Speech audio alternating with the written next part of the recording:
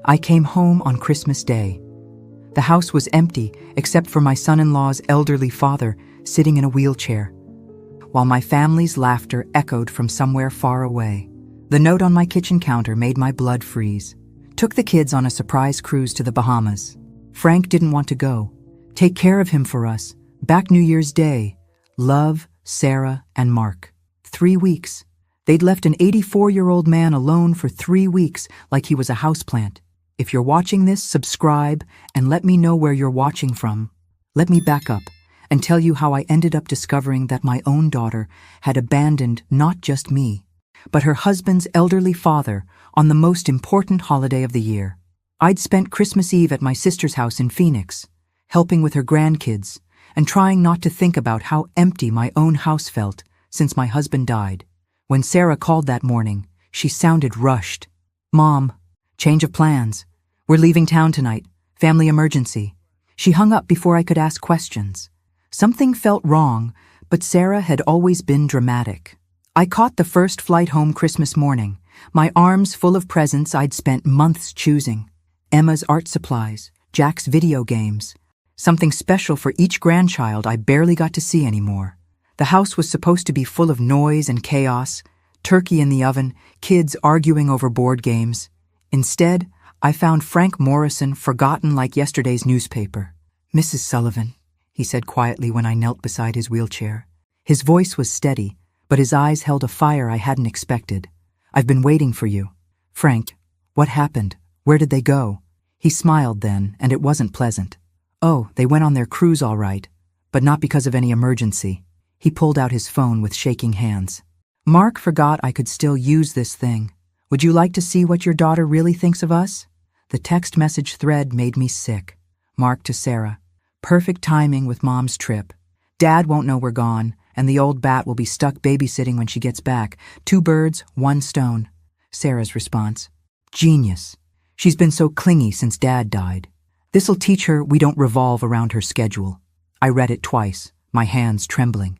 My own daughter calling me clingy, planning to use me as unpaid elderly care while they lived it up in paradise. "There's more," Frank said softly. "Much more. They've been planning this for months, Dorothy. We're both just inconveniences to them now." I looked into his eyes and saw my own hurt reflected there. 2 discarded parents, forgotten and dismissed by the children we'd raised and sacrificed for. "What do you say we remind them exactly what they've thrown away?" Frank asked. I nodded, feeling something cold and determined settle in my chest. "What did you have in mind?" "Oh, my dear," Frank's smile turned predatory. "We have 3 weeks and nothing but time. By the time they get back, they'll understand exactly what abandoning family really costs." That's when I realized our Christmas gift to each other would be watching our ungrateful children learn the hardest lesson of their lives. Frank Morrison wasn't the frail, confused old man I'd expected. As he maneuvered his wheelchair into my kitchen with surprising agility, I realized I'd been seeing exactly what my daughter wanted me to see. "Coffee?" I asked, still processing the bomb he'd dropped about Sarah and Mark's real plans. "Please, and sit down, Dorothy. We have work to do." The way he said it sent a chill down my spine. Good. I was tired of being the sweet, accommodating mother who absorbed every slight with a smile. "How long have you known?" I asked, pouring coffee into my best china. If we were planning war, we might as well use the good stuff. "Known what specifically? That my son married your daughter for her inheritance? That they've been slowly isolating us both? Or that they're planning to put me in a nursing home the minute I become too inconvenient?" My cup rattled against the saucer. "Sarah wouldn't she?" Frank pulled out a folder from the bag hanging on his wheelchair. "I may be old, Dorothy, but I'm not stupid. When you spend enough time being invisible, you learn to pay attention." He spread papers across my table. Bank statements, real estate documents, legal papers. My daughter's handwriting on several notes about managing the oldsters and liquidating assets when the time comes. "They've been planning this for 2 years, Frank continued.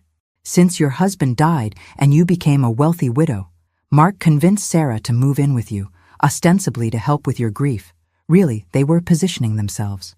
I thought about how eagerly Sarah had insisted on moving back home after Dad's funeral, how Mark had been so helpful with my finances, so concerned about my well-being. The way they'd gradually taken over decisions about my own house. "They're stealing from me," I whispered. "Not stealing, planning to inherit early. Sarah's been slowly convincing you to add their names to your accounts, hasn't she? Joint ownership of the house? Updated will?" Every conversation came flooding back. Sarah's gentle suggestions about simplifying things and making sure the family is protected. Mark's helpful comments about tax implications and estate planning. "I haven't signed anything yet," I said. Frank's smile was sharp. "Neither have I. Mark's been after me to sign over power of attorney. Keeps talking about how worried he is about my mental state. But you're completely lucid." "I am. Which is why this little vacation of theirs is going to backfire spectacularly." I leaned forward. "What exactly are you proposing? They expect to come home to two grateful, dependent old people who've bonded over our abandonment. Instead, they're going to find that we've had time to really get to know each other, to share information, to make some calls." "What kind of calls?" Frank's eyes gleamed. "Well, for starters, I thought you might be interested to know that Mark's been having an affair with his secretary for 8 months. I have photographs." The coffee cup slipped from my hand, shattering on the floor. "Sarah's husband cheating? My daughter didn't know?" "She doesn't know," Frank continued, reading my expression. "But she's about to, along with some other fascinating details about their finances that I think will surprise her." "Did you know they've been using your credit cards for their little getaways?" I hadn't known. I'd trusted them with my accounts, my passwords, my entire financial life, the way I'd trusted them with my heart. "I also took the liberty of calling their cruise line," Frank added casually. "Seems there's been a family emergency. Their grandfather had a stroke. They need to come home immediately." "But you haven't had a stroke." "Not yet, but I could develop symptoms very quickly if needed, especially if someone called the authorities about elder abandonment." I stared at this man I'd known for 5 years, but never really seen. "You're diabolical. I prefer thorough. The question is, Dorothy, are you ready to stop being a victim?" I looked around my kitchen, my home that my daughter had been slowly claiming piece by piece, at the presents under the tree that would never be opened, at the future I'd imagined with grandchildren who barely knew my name because their parents kept me at arm's length. "What do you need me to do?" Frank's smile was beautiful and terrible. "First, we're going to secure your assets. Then we're going to document everything. And finally, we're going to make some strategic phone calls that will cut their cruise very short indeed. They'll be furious. Good. It's time they learned what real consequences feel like." That's when I understood that Christmas morning hadn't brought me just an abandoned old man. It had delivered me the perfect partner for the most satisfying revenge of my life. By December 28th, Frank and I had transformed my quiet house into a command center for justified revenge. The dining room table was covered with evidence: bank statements showing unauthorized purchases, photographs of Mark with his secretary, and a timeline of lies my daughter had told me over the past 2 years. "They've charged $4,000 to your account just this month," Frank said, adjusting his glasses as he reviewed the credit card statements. "Restaurants you've never been to, a jewelry store, something called Tropical Paradise Swimwear." I felt sick. "They bought vacation clothes with my money to go on a vacation they didn't invite me to." "It gets better. Look at this." Frank handed me a phone bill. "Mark's been paying for his secretary's cell phone for 6 months. Guess whose credit card he used?" "Mine." They'd used my money to fund his affair while abandoning both of us on Christmas. The betrayal was so complete, it almost felt artistic. "Frank, I need to ask you something," I said, pouring us more coffee. "We'd been surviving on caffeine and fury for 3 days. Why are you helping me? You barely know me." He was quiet for a long moment, staring out the window at the neighborhood where all the other families were probably enjoying normal holiday visits. "My wife died 2 years ago. Dorothy was her name, actually. Funny coincidence. I didn't know her name was Dorothy. She was everything to me. When she got sick, I told Mark we needed to sell the house, use our savings for her care. He convinced me to wait, said he'd handle everything. He had a better plan." Frank's voice got harder. "His better plan was to let Medicare cover the cheapest possible care while he moved us into a facility and sold our house. Dorothy died in a place that smelled like disinfectant and despair because I trusted my son. Frank, I'm so sorry. He promised me Dorothy would come home, promised we'd have time together. Instead, I got 3 more months with a woman who didn't recognize me anymore because we couldn't afford the medication that might have slowed her decline. Now I understood the steel in his eyes. This wasn't just about Christmas abandonment. This was about a son who'd let his mother die in misery while protecting his inheritance. Your daughter may not know about the affair, Frank continued, but she knew about this cruise. She planned it knowing we'd be alone. That makes her just as guilty as Mark. My phone buzzed. A text from Sarah. Having amazing time. Weather perfect. Hope you and Frank are getting along. 3 happy face emojis. Not a single question about how we were managing or if we needed anything. They have no idea what's coming, I said. Oh, but they're about to. Frank pulled out his phone. I called the cruise line this morning. Told them there'd been a family emergency. Mark's father had a stroke and needed him home immediately. Will they believe it? They already have. The ship is docking in Nassau tomorrow. Mark and Sarah have been informed they need to fly home immediately for a medical emergency. I felt a thrill of dark satisfaction. They'll be panicked. They should be. By the time they get home, they'll discover that panic is the least of their problems. Frank wheeled himself over to the folder we'd labeled Evidence. I've been documenting everything for months. Mark's affair, their financial manipulation, the forged signatures on documents they thought I wouldn't notice. Forged signatures? They've been practicing your signature, Dorothy. I found the papers. They were planning to transfer your house into joint ownership while you were confused by grief. The coffee turned bitter in my mouth. How long have you been planning this? I wasn't planning anything. I was just an old man trying to survive my son's neglect. But when you walked through that door Christmas morning and I saw the same hurt in your eyes that I felt, I realized something. Frank's smile was predatory. Revenge is always better with a partner. What's our next move? Tomorrow, when they call in a panic about coming home, you're going to be very, very concerned about me. My stroke symptoms will be quite convincing. And then? Then we make sure their homecoming is everything they deserve. Frank pulled out one more document that made my blood freeze. It was a nursing home application with my name on it, in my daughter's handwriting, but with my forged signature. They were planning to put me away too? I whispered. Eventually. But first, they needed to make sure you signed over everything to them. Can't transfer assets from a nursing home as easily. That's when I realized my daughter hadn't just abandoned me for Christmas. She'd been planning to erase me entirely. Frank, I said quietly, how much time do we have? They land tomorrow evening, which gives us exactly 24 hours to prepare for the most educational homecoming of their lives. Perfect, because I just figured out exactly how to make them pay for everything they've done. The call came at 6:47 a.m. on December 29th, just as Frank and I were finalizing our preparations. Sarah's voice was shrill with panic when I answered the phone. Mom, oh my God, we just got word that Frank had a stroke. How is he? Why didn't you call us immediately? I looked at Frank, who was calmly sipping coffee and appeared healthier than men half his age. He'd coached me on exactly what to say. Sarah, honey, it happened so fast, I said, injecting my voice with just the right amount of overwhelmed elderly confusion. He collapsed yesterday evening. I called 911 and they took him to General Hospital. The doctors say, oh, sweetheart, they say it's very serious. Is he conscious? Can he speak? Frank held up a sign he'd made. Barely responsive. Right side paralysis. He's barely responsive, I continued. The right side of his body isn't working properly. The doctors are running tests, but they want the family here immediately. We're flying out today. We'll be home by tonight. Mom, you sound exhausted. I've been at the hospital all night. I didn't want him to be alone. There was silence on the other end. When Sarah spoke again, her voice was softer.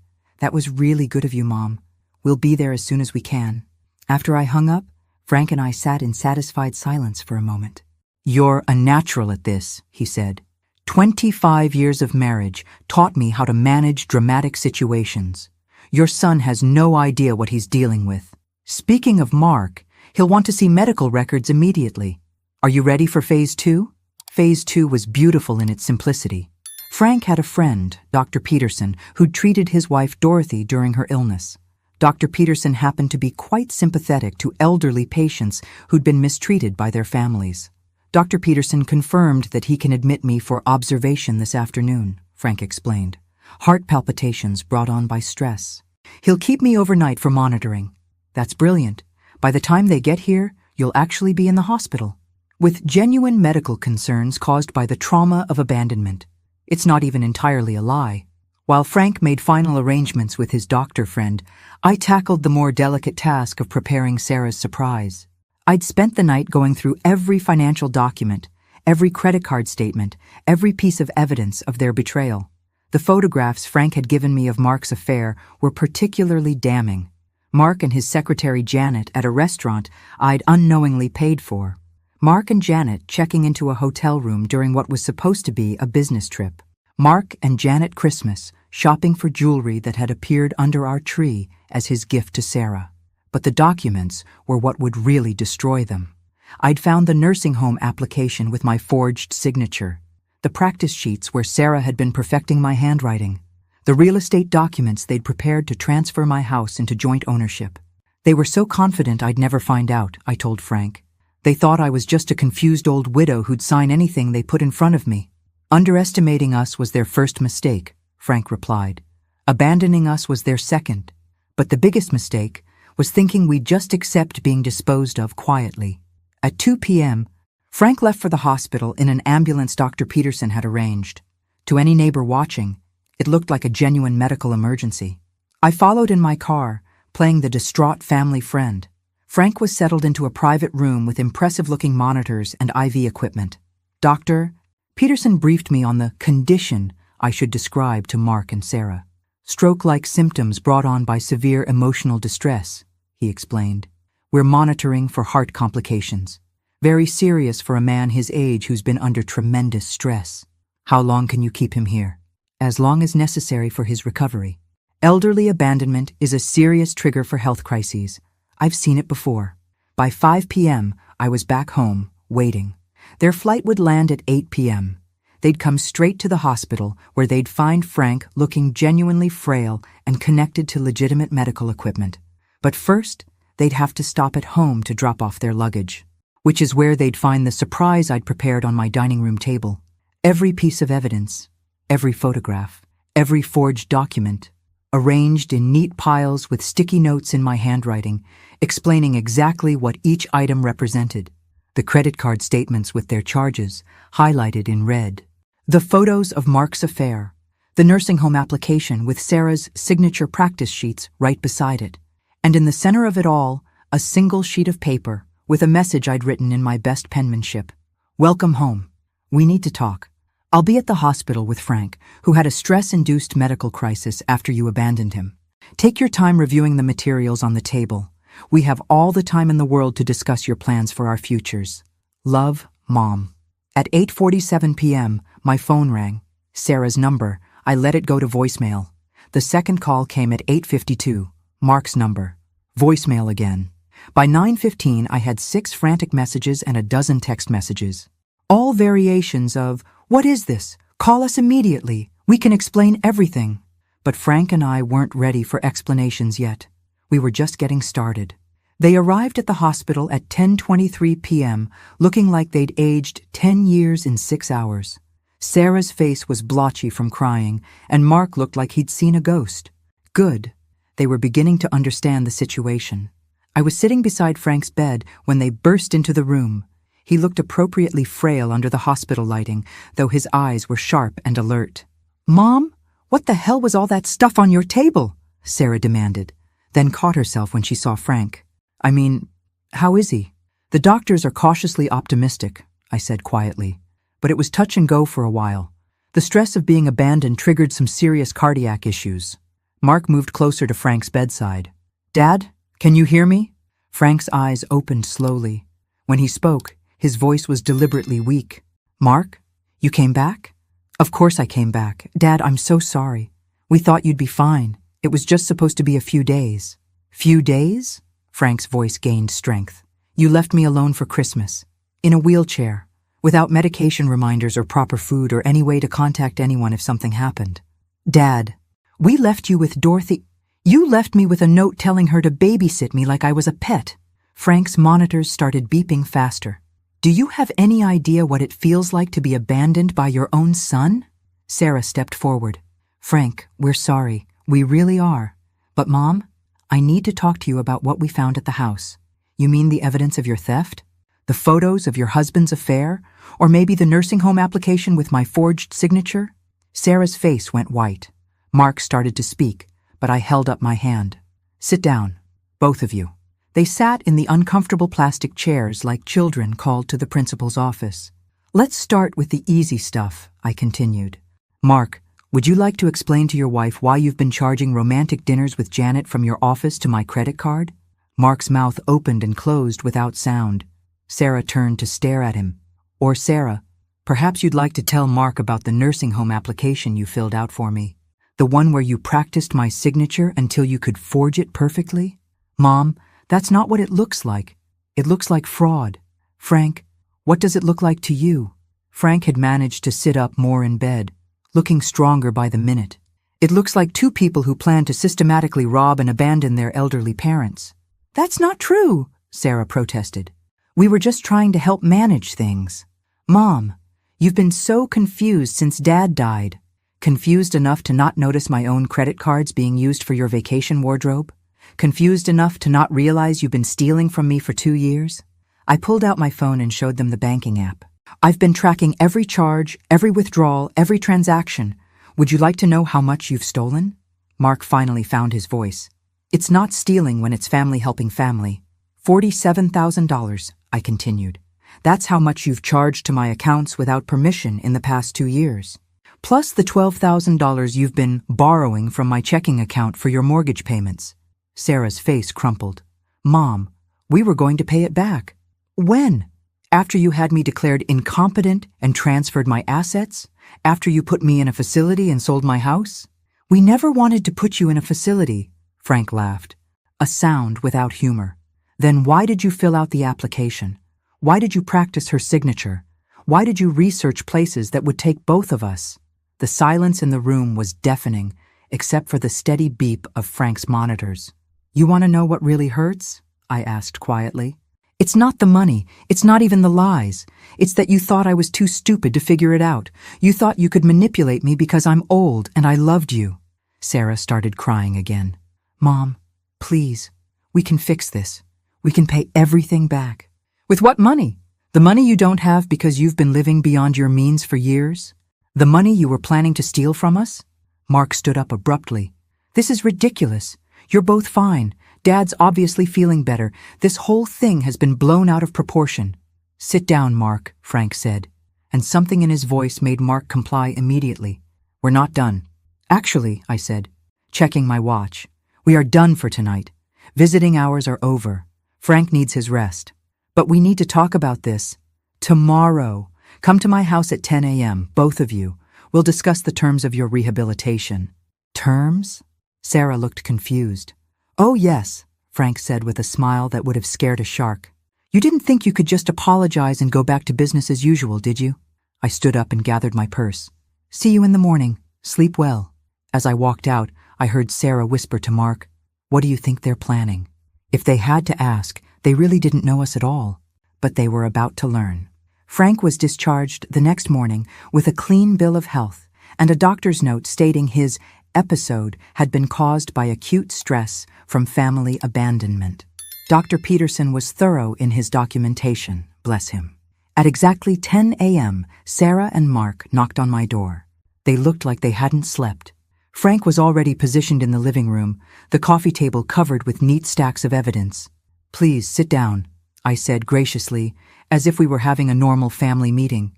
Coffee? Mom, we just want to fix this, Sarah said immediately. Whatever you want us to do, we'll do it. That's good to hear. Frank, would you like to start? Frank folded his hands in his lap. I've been thinking about trust, how it's built over years and destroyed in moments. Mark, I trusted you with my financial information because you're my son. I trusted you to care about my well-being. Dad, I do care. You cared so much you left me alone on Christmas without checking if I had enough medication. You cared so much you've been forging my signature on documents I've never seen.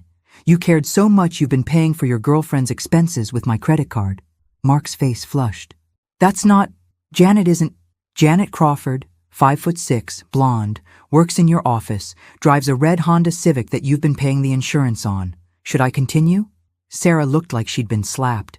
Mark, is this true? Sarah, it's complicated. It's not complicated at all, I interrupted. You've been cheating on my daughter with money stolen from your father. That's actually very simple. And you, Frank continued, looking at Sarah, have been preparing to have your mother declared incompetent so you could steal her house. It wasn't stealing. I was trying to protect her assets. By practicing her signature? By researching nursing homes? By preparing legal documents to transfer ownership of her property? Sarah started crying again. You don't understand. We're in debt. Mark's business is failing. You needed to rob your elderly parents, Frank finished, because taking responsibility for your own lives was too difficult. I stood up and walked to the window. My neighbors were out walking their dogs, living normal lives where children didn't plot against their parents.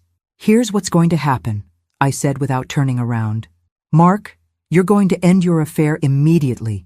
You're going to pay back every penny you've stolen from both Frank and me. And you're going to move out of Sarah's house. Mom, you can't break up our marriage. I'm not breaking up anything. Mark's affair broke up your marriage. I'm just acknowledging reality. I turned back to face them. Sarah, you're going to resign from all my accounts. You're going to return my credit cards and destroy any copies you've made. You're going to remove your name from any documents you've added it to without my permission. But Mom, who's going to help you manage your finances? Frank and I exchanged a look. Frank and I have decided to help each other. We're both perfectly capable of managing our own affairs. You're moving in together? Mark looked horrified. We're exploring our options, Frank said smoothly. Dorothy has a beautiful house with plenty of room. I have resources and companionship to offer. It seems like a practical arrangement. The truth was, we'd discussed this. Not romantically, but practically. Two people who'd been discarded by their families. Pooling resources and providing mutual support. It made sense. This is insane, Mark said. Dad, you barely know her. I know she didn't abandon me on Christmas. I know she didn't steal from me. I know she doesn't think I'm a burden to be managed. That's more than I can say about my son. Sarah was crying harder now. Mom, please, we made mistakes, but we're family. You can't just cut us off. I'm not cutting you off, I said gently. I'm establishing boundaries. You can earn your way back into our lives by demonstrating that you understand what family actually means. How? Mark's voice was small. Start by paying back the money. All of it. Then start treating us like human beings instead of problems to be solved. Frank pulled out a document from his folder. We've prepared a payment plan. Based on your combined income, you can pay back the $59,000 you've stolen from us over the next 5 years. $59,000? Sarah gasped. That includes interest and fees for the unauthorized use of credit cards, I explained. Frank did the math. He's very good with numbers. Mark stared at the payment schedule. This will mean no vacations, no new furniture, no luxuries purchased with stolen money, Frank agreed. You'll have to live within your actual means. Revolutionary concept. I sat back down across from them. You have two choices. Accept these terms and work to rebuild our trust, or reject them and continue your lives without us. But if you choose the second option, understand that we'll be pressing charges for fraud and theft. You'd send us to jail? Sarah whispered. We'd let the justice system handle the consequences of your choices, Frank corrected, just like we're doing now. They sat in stunned silence, finally understanding that we weren't the helpless elderly people they'd thought they were manipulating. We need time to think, Mark finally said. Of course. You have until tomorrow at noon to give us your decision. After they left, Frank and I sat quietly for a few minutes. Think they'll agree? He asked. They don't have a choice. The alternative is criminal charges. And if they try to call our bluff? I smiled. Then they'll discover we're not bluffing. Frank nodded approvingly. I never thought Christmas could feel this satisfying. We're not done yet. Tomorrow is when they'll really learn what happens when you betray family. They didn't wait until noon. At 8 a.m. on December 31st, my doorbell rang with the desperation of people who'd spent the night calculating exactly how screwed they were. Sarah stood on my porch alone, looking like she'd aged a decade overnight. Where's Mark? I asked, not inviting her in yet. Gone. He packed a bag and left last night. Her voice was hollow. Said he couldn't deal with the pressure and needed space to think. Frank wheeled himself to the door behind me. Interesting timing. Did he take anything valuable with him? Sarah's laugh was bitter. He cleaned out our checking account, about $2,000. Everything else is frozen because of the investigation you triggered. I hadn't triggered any investigation yet, but I didn't correct her assumption. Let her think the wheels were already in motion. So he abandoned you too, Frank observed. Seems to be his pattern. I deserve this, Sarah said quietly. All of it. But Mom, I need you to know something. The nursing home thing, the signature practice, that was all Mark's idea. He convinced me you were showing signs of dementia. And you believed him without consulting a doctor? Without talking to me? He showed me things. Times you forgot conversations we'd had, bills you'd paid twice, your confusion about your medication schedule after Dad died. I stared at my daughter. Sarah, I wasn't confused. I was grieving. There's a difference. I know that now. But Mark kept saying we needed to protect you from yourself before something bad happened. He made it sound like love. Frank and I exchanged glances. This was a wrinkle we hadn't expected. Come in, I said finally. Tell us everything. Over coffee, Sarah laid out 2 years of manipulation that made my stomach turn. Mark had been documenting every normal grief behavior, every small memory lapse, every moment of confusion as evidence of mental decline. He'd convinced Sarah that I was becoming dangerous to myself. He said you'd left the stove on twice, that you'd gotten lost driving to the grocery store, that you'd called him at 3 a.m. asking where Dad was. None of that happened. I know that now. But at the time, he seemed so concerned, so protective of you. He said we needed to act before you hurt yourself or lost everything to scammers. Frank leaned forward. What changed your mind? When we got home yesterday and I saw all those documents, all that evidence you'd gathered, I realized that someone with dementia couldn't have organized all of that, couldn't have tracked every transaction, every lie, every theft. You'd been watching us the whole time. Not the whole time, I admitted. Just since I started feeling like something was wrong, about 6 months ago. The credit card statements were the first clue, Frank added. When I found charges for restaurants in towns where Mark claimed to be on business alone. Sarah winced. How long have you known about Janet? Since August.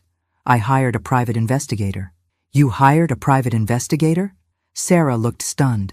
I may be old, but I'm not helpless. When someone starts stealing from me, I investigate. Why didn't you just confront us? Frank answered that one. Because we needed evidence. Accusations are just noise without proof. Sarah sat quietly for a long moment. So what happens now? Mark's gone. I can't afford the house payments without his income. And I still owe you almost $60,000. That depends, I said. Are you here to negotiate, or are you here to take responsibility? I want to take responsibility. But Mom, I need help. Real help. Not just punishment. This was the moment Frank and I had discussed. The difference between revenge and justice. Revenge would have been watching her lose everything. Justice was giving her a chance to rebuild properly. Here's what we're going to do, I said. You're going to move back home. Not to take care of me, but so we can take care of each other. You'll pay me reasonable rent, which will go toward paying back what you owe. And Mark? Mark made his choice when he ran instead of facing consequences. You're making yours right now. Sarah started crying again. But these tears were different. Relief instead of desperation. There are conditions, Frank added. Full financial transparency. No access to your mother's accounts without written permission and witnesses. And counseling to figure out how you let someone convince you to betray your own mother. I'll do anything. Good. Because we're also pressing charges against Mark. His theft, his fraud, his abandonment, all of it. You can cooperate with the investigation or be charged as an accomplice. Your choice. Sarah's face went pale. He'll blame me for everything. Then you'd better make sure your story is accurate and documented. Frank pulled out another folder. We've been busy, Sarah. Mark's pattern of financial manipulation goes back years. Janet isn't his first affair, and you weren't his first victim. We found 2 other women he'd convinced to give him access to their money. What are you saying? We're saying your husband is a professional con artist who targeted women with resources. You just happened to come with the bonus of an elderly mother with assets. The room went silent except for the ticking of my father's old clock. Sarah stared at the documents Frank had spread across the table. So I wasn't just stupid. she whispered. I was a mark. You were both, I said gently. But stupid can be fixed. Mark's criminal behavior is his problem now. When do we start? Sarah asked. We already have. Welcome to the first day of your actual adult life. Frank smiled. This is going to be more satisfying than I expected. But none of us knew that Mark hadn't just run away. He was planning his own revenge, and he'd decided that if he was going down, he was taking all of us with him. On January 2nd, I woke up to find my front lawn covered with toilet paper and my mailbox smashed. Frank, who'd stayed the night in my guest room to help Sarah move in, wheeled himself to the window with a cup of coffee and a grimly satisfied expression. Mark? I asked. Mark, he confirmed. Subtle as always. Sarah emerged from the kitchen, still in her pajamas, and surveyed the damage. He used to do this to his ex-girlfriends when they broke up with him. I thought it was funny then. It's not vandalism we need to worry about, Frank said quietly. It's what else he might do when he realizes we're serious about the charges. He was right to be concerned. At 10 a.m., Detective Morrison from the county sheriff's office called to inform me that Mark had filed a complaint claiming Frank and I were running an elaborate elder abuse scam against Sarah. He says you've been manipulating his wife, Mrs. Sullivan. Claims you've isolated her from her support system and convinced her to turn against him. He's requesting a welfare check. When would be convenient for you, Detective? I asked calmly. This afternoon, if possible. I know these situations can be delicate. Of course. Would 2 p.m. work? My daughter will be here, and Mr. Morrison as well. After I hung up, Sarah looked panicked. What if they believe him? What if they think I'm being manipulated? Frank laughed. Sarah, your husband just reported you to the police for being influenced by your own mother. How does that sound to you? Insane. Exactly. Don't worry. We have documentation of everything. Detective Morrison turned out to be a sharp-eyed woman in her 40s who'd clearly dealt with family financial disputes before. She listened patiently as Sarah explained the situation, reviewed our evidence, and asked pointed questions about Mark's behavior. Mrs. Sullivan, your son-in-law claims you've been suffering from dementia and that Mr. Morrison here has been taking advantage of your condition to gain access to your assets. Detective, I said, pulling out my phone, does this conversation suggest dementia to you? Because I can also show you my medical records, my driving record, and my bank statements going back 5 years, all managed independently. And Mr. Morrison, Mark claims you've been coaching Mrs. Sullivan to fabricate evidence against him. Frank smiled. Detective Morrison, I assume you're familiar with financial fraud cases. Would someone coaching a dementia patient produce this level of documented evidence? He handed her the folder containing bank statements, credit card records, photographs, and a timeline that would have impressed a forensic accountant. Detective Morrison spent 20 minutes reviewing everything. When she looked up, her expression had changed completely. Mrs. Sullivan, have you considered pressing charges for fraud and identity theft? We have. We were waiting to see if Mark would cooperate with repayment. Given what I'm seeing here and his attempt to file false reports about you, I'd recommend moving forward immediately. This isn't a family dispute. It's criminal behavior. After the detective left with copies of our evidence, Sarah collapsed onto the couch. He really tried to have you declared incompetent. Even after running away, he's still trying to control the situation. He's panicking, Frank observed. Desperate people make bad decisions. My phone rang. Mark's number. Answer it, Frank suggested, but put it on speaker. Dorothy, Mark's voice was artificially calm. I think there's been a misunderstanding. Mark, I hear you've been talking to the police about my mental health. I'm concerned about you. Frank is clearly taking advantage of your grief and confusion to turn you against your family. Sarah made a disgusted sound. Frank held up a finger, warning her to stay quiet. That's interesting, I said, because the police seemed much more interested in the $60,000 you've stolen from Frank and me.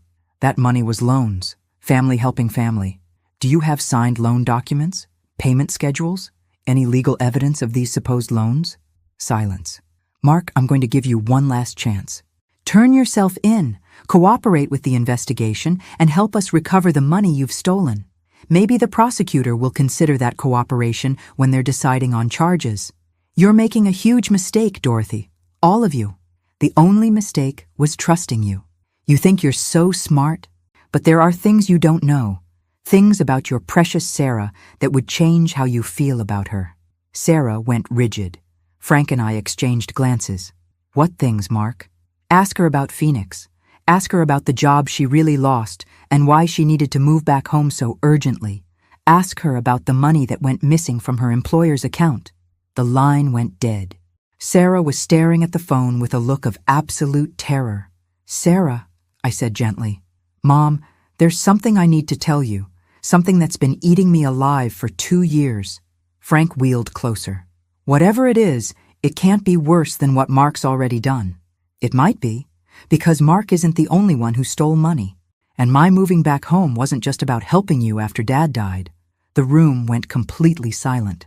I was running away too, and suddenly, the last 2 years looked completely different than either Frank or I had realized. "Tell us everything," I said, "from the beginning." Sarah's confession unraveled everything I thought I knew about my daughter's life. She'd embezzled $15,000 from her accounting firm in Phoenix to cover Mark's gambling debts.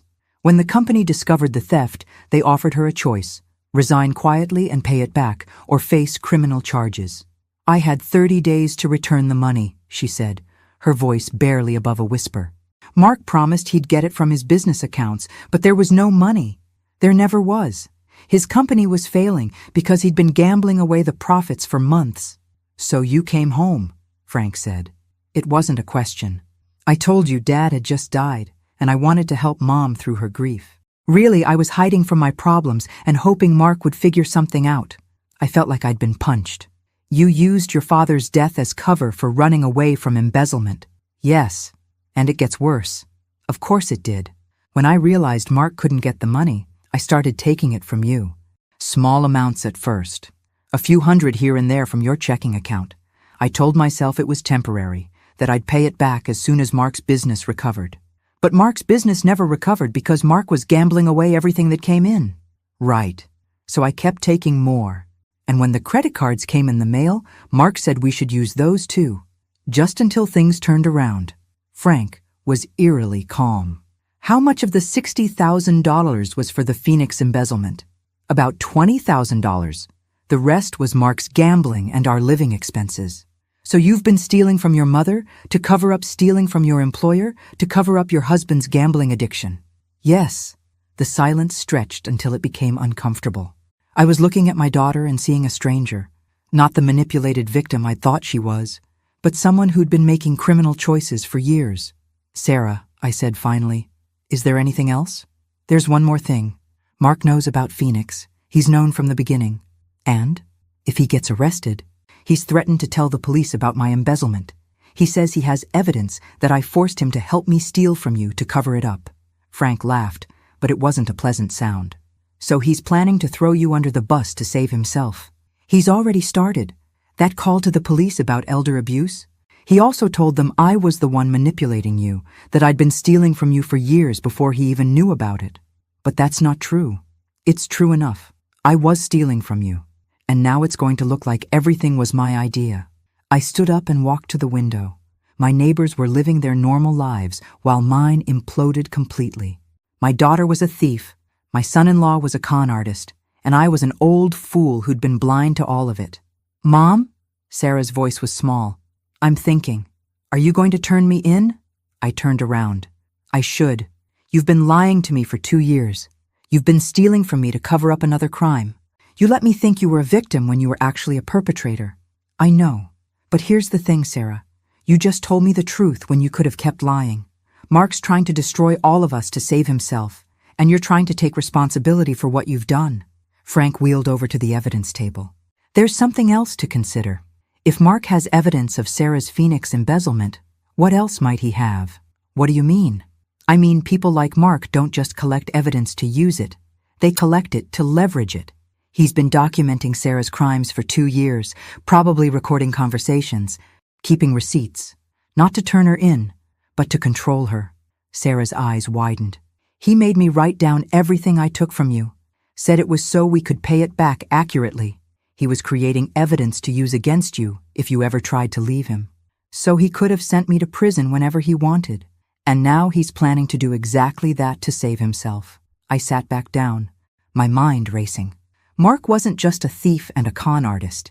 He was a predator who'd been systematically destroying my daughter for years while robbing us both. Sarah, do you still have access to your joint accounts with Mark? Some of them. Why? Because if he's been collecting evidence against you, you should return the favor. Frank smiled. I like where this is going. He's been using you both as criminal accomplices while making sure he had evidence to destroy you if necessary. But that means he also has evidence of his own crimes. His phone, Sarah said suddenly. He records everything. Conversations, meetings, even arguments. He says it's for business, but he's been recording us for months. Then I suggest you get that phone before he decides to use those recordings against you. But how? He's not answering my calls. Frank pulled out his own phone. Leave that to me. I have an idea that will get Mark back here very quickly. What kind of idea? The kind that will make him think he's won, right up until the moment he realizes he's lost everything.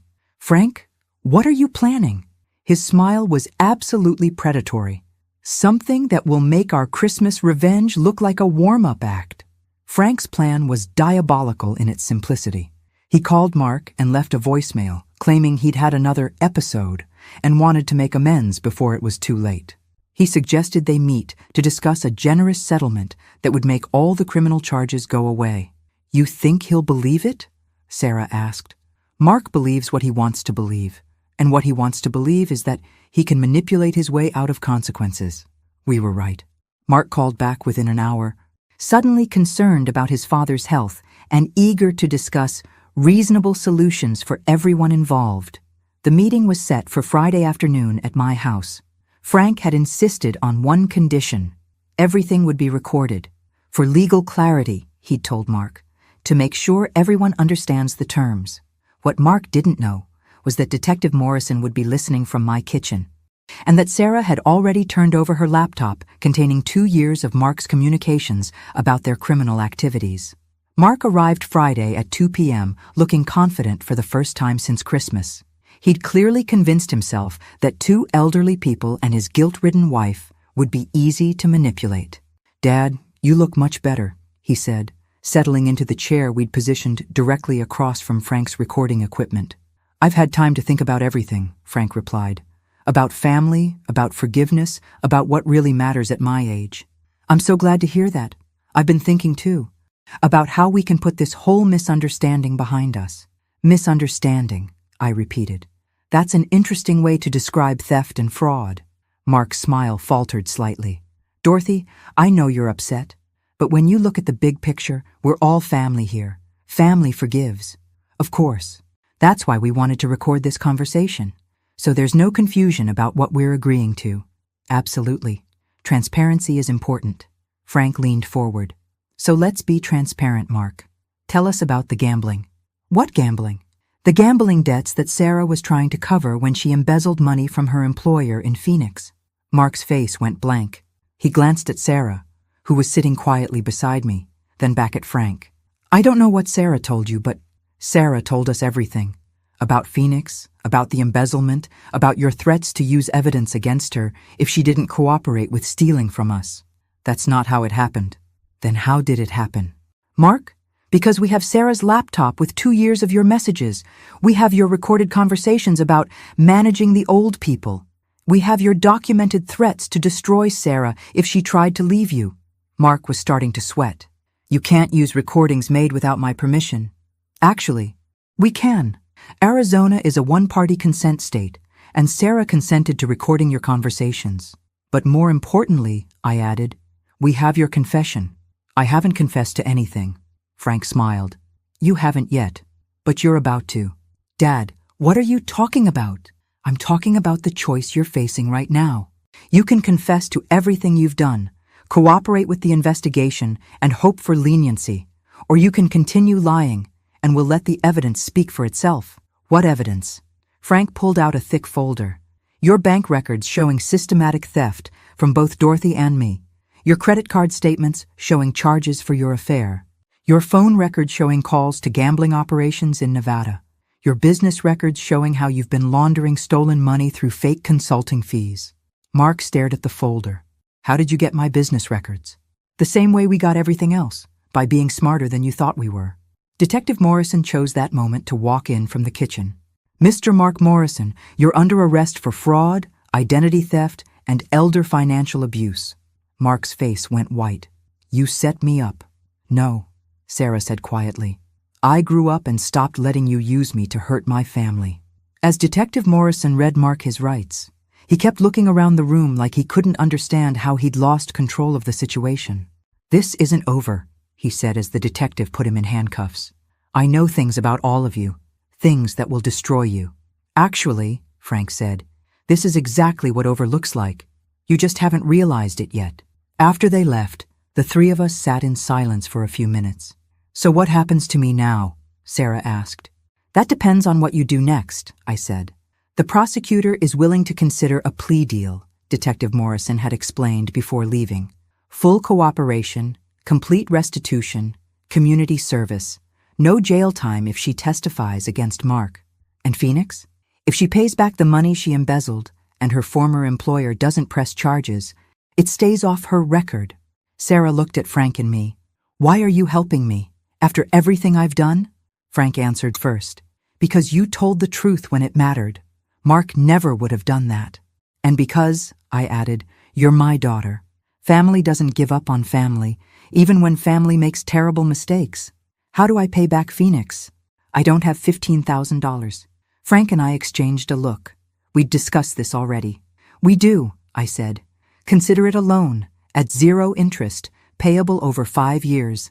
Sarah started crying. "I don't deserve this." "No," Frank agreed. "You don't, but you're getting it anyway. That's what real family looks like." "What happens now?" I looked around my house, which for the first time in years felt like home again. Now we learn to trust each other, one day at a time. 6 months later, I was standing in my kitchen making coffee when I heard Frank's wheelchair coming down the hall. He'd moved in permanently after we realized how much we enjoyed each other's company. Not romantically. We were both too old and too set in our ways for that, but as genuine friends who'd been through hell together and come out stronger. "Morning news is interesting today," he said, handing me the newspaper. The headline read, "Local man sentenced to 5 years for elder financial abuse." Below it was Mark's mugshot, looking nothing like the confident con artist who'd tried to manipulate us 6 months ago. 5 years, I said. More than I expected. Judge said the systematic nature of the crimes and his attempt to blame his victims made it aggravated fraud.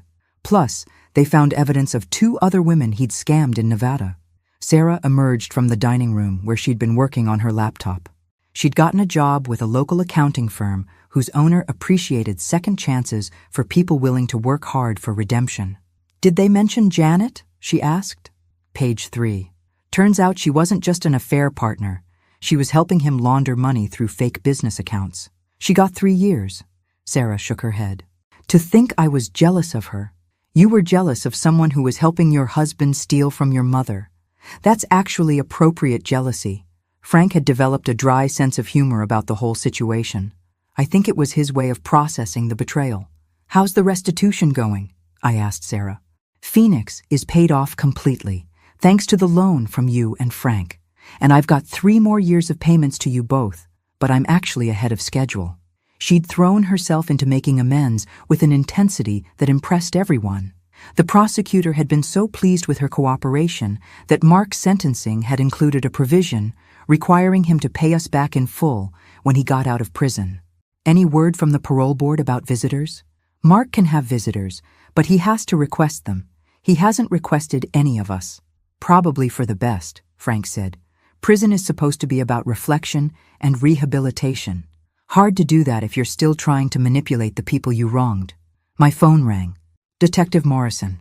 "Mrs. Sullivan, I wanted to let you know we found something interesting when we cleaned out Mark's storage unit." "What kind of something?" "Evidence of at least 6 other women he was planning to target. Detailed profiles, financial information, relationship patterns. You and your daughter weren't random victims. You were part of a systematic operation." I felt cold. "How systematic?" "We think he'd been doing this for at least 10 years, always targeting families with elderly members who had assets, always using a female accomplice who didn't know the full scope of what was happening. Like Sarah. The FBI is now investigating him for interstate fraud. This could add federal charges to his sentence. After I hung up, I shared the news with Frank and Sarah. 10 years, Sarah whispered. He's been destroying families for 10 years. And now he's stopped, Frank said firmly. That's what matters. But all those other families, all those people he hurt, who you helped catch by telling the truth, I reminded her. Your testimony is what gave them enough evidence to get the search warrants for his storage unit. The doorbell rang. Sarah went to answer it, returning with Emma and Jack, my grandchildren, who'd become regular visitors since Mark's arrest. It turned out they'd always wanted to spend more time with me, but Mark had convinced Sarah it was too much chaos for an elderly woman to handle. Grandma, can we make cookies today? Emma asked. Of course. Frank, want to help supervise? Someone needs to make sure you don't burn down the kitchen, he said with mock seriousness. As the kids rummaged through my baking supplies and Sarah set up her laptop to work while keeping an eye on them, I realized something had fundamentally changed in my life. Not just because we'd caught the people who were stealing from us, but because we'd learned to trust each other in a way that was deeper than before. You know what's funny? Frank said, as we watched Emma measure flour with the intense concentration of a chemist. What? Mark thought he was destroying our families. Instead, he accidentally created a better one. He was right. Sarah and I talked more honestly now than we had in years. Frank had become the family member I'd never known I needed. The kids were relaxed and happy in a way they'd never been when Mark was around, constantly managing everyone's emotions and interactions. Do you think he planned any of this? Sarah asked, reading over my shoulder as I reviewed our household budget. The way it all turned out? Mark?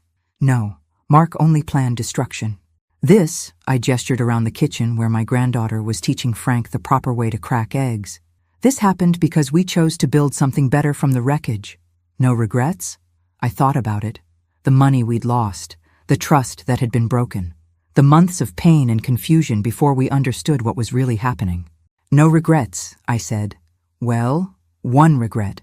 What's that? I regret it took us so long to realize we could trust each other. Frank looked up from his egg-cracking lesson. Better late than never. Much better, I agreed. As the afternoon sun streamed through my kitchen windows and my house filled with the sound of my family, my real family, the one we'd built from honesty and second chances, I realized this was the best Christmas gift I'd ever received. It had just taken 6 months to unwrap. Thanks for listening. Don't forget to subscribe and feel free to share your story in the comments. Your voice matters.